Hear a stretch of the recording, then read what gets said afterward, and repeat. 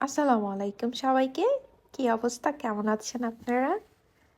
আজকে ছিল 18 রোজা, তাই সকাল থেকে রান্নাবান্নার কাজে লেগে গেলাম। কারণ আজকে আমি যাচ্ছি আমার শাশুড়ির বাসায়। তো আমার শাশুড়ির পছন্দের খাবারগুলো রান্না করে তার জন্য নিয়ে যাব। তো এখানে আমি গরুর মাংসটা বসিয়ে দিয়েছি, সাথে ভুনা খিচুড়ি রান্না করেছি, কারণ খিচুড়ি আমার শাশুড়ির অনেক বেশি পছন্দ।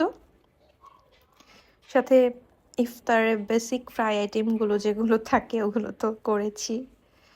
তো সব কিছু রান্না টান্না শেষ করে ভরে নিয়ে এখন আমরা চলে যাচ্ছি নবীগঞ্জ ঘাটে। সাথে আমার শাশুড়ির জন্য ঈদ শপিং ছিল, সব কিছু মিলে।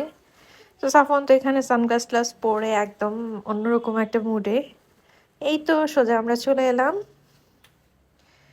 এখন সাফন তো একদম সানগ্লাস খুলবে না। এরপর আমার শাশুড়ি আমাকে বলছিল, এতগুলো খাবার নিয়ে আসার কি দরকার ছিল, কষ্ট করে রান্না করেছ।